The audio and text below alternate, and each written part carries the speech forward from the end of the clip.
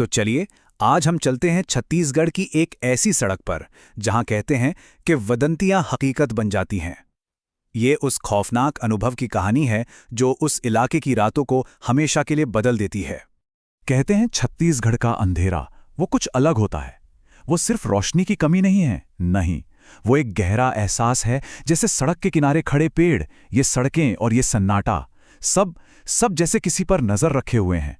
और सच कहूं तो यही एहसास इस पूरी कहानी की जड़ है।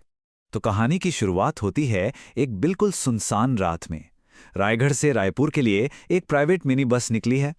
घड़ी में रात के 12:35 का वक्त है।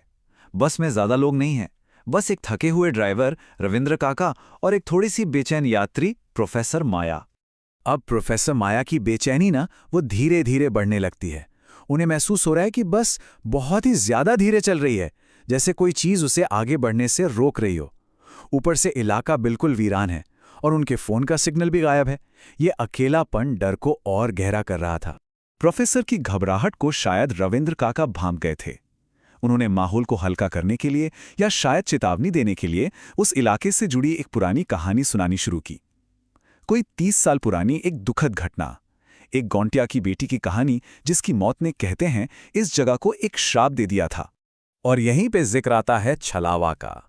देखिए, छलावा मतलब किसी दुखद मौत से जन्मी एक अतृप्त आत्मा। ऐसी लोक कथाएं अक्सर खतरनाक रास्तों के लिए एक तरह की चेतावनी होती हैं। लेकिन छलावा कोई साधारण भूत नहीं है। इसकी खासियत है कि यह अपना रूप बदल सकता है और इसका मकसद रास्ता दिखाना नहीं, बल्कि मुसाफिरों को हमेशा हमेशा के लिए अपने जाल में फंसा लेना है। और छलावा के काम करने का एक तय तरीका है, एक 4 स्टेप का तरीका। पहला, वो किसी भी रूप में सामने आ सकता है। दूसरा, वो अपने शिकार को सही रास्ते से भटकाता है। तीसरा, वो उन्हें एक ऐसे जाल में फंसा लेता है जो दिखता नहीं। और आखिर में वो उन्हें एक ही जगह पर बार बार घुमाता रहता है जब तक कि वो थक कर दम न तोड़ दें। और बस जैसे ही रविंद्र काका ने अपनी कहानी खत्म की, प्रोफेसर माया को ये खौफनाक एहसास हुआ कि जो उन्होंने अभी अभी सुना वो सिर्फ एक कहानी नहीं है, बल्कि वो अब उनकी हकीकत बन चुकी है। अब अजीब और डरावनी घटनाओं का एक सिलसिला शुरू हो जाता है। बस की हेडलाइट में अचानक एक बहुत बड़ा तेंदुआ आ जाता है जो बस के अंदर घूर रहा होता है।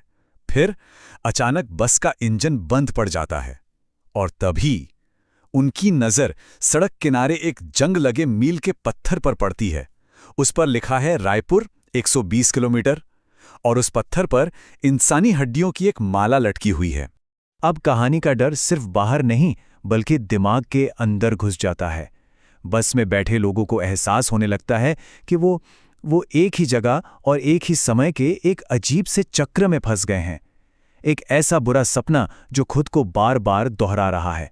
जब प्रोफेसर माया घबराहट में अपनी घड़ी देखती हैं तो रविंद्र काका की ये चेतावनी डर को और बढ़ा देती है।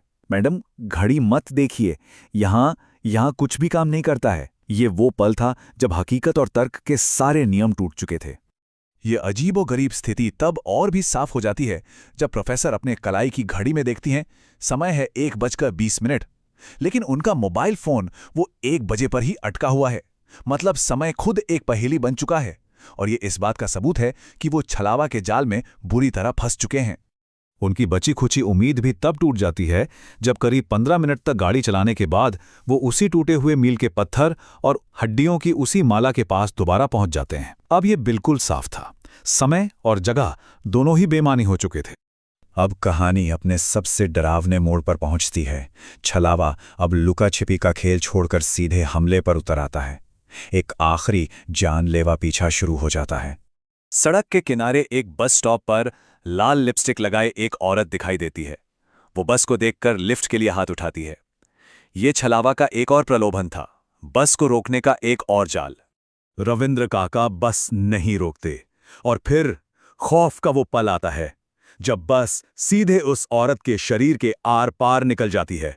जैसे वो कोई धुंध हो, जैसे वो वहां थी ही नहीं। अब बस के पीछे 2 डरावनी आकृतियां हैं जो उसका पीछा कर रही हैं। घबराहट में रविंद्र काका बस को 120 किलोमीटर प्रति घंटे की जानलेवा रफ्तार से भगाते हैं। उस अदृश्य दुश्मन से बचने की एक हताश और आखिरी कोशिश। लेकिन उनका पूरा ध्यान अब सड़क पर नहीं है। उनकी नजरें पीछे के शीशे में उन आकृतियों पर टिकी हैं जो तेजी से बस के करीब आती जा रही हैं, और इसी जानलेवा डर में वो गाड़ी से अपना कंट्रोल खो बैठते हैं। बस तेज रफ्तार से सड़क से उतरकर जंगल में घुस जाती है और एक विशाल पेड़ से जा टकराती है।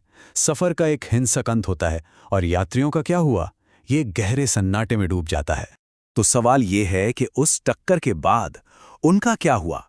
क्या वो छलावा के जाल से बच पाए, या फिर हमेशा के लिए उसी दुष्चक्र में भटकने के लिए मजबूर हो गए?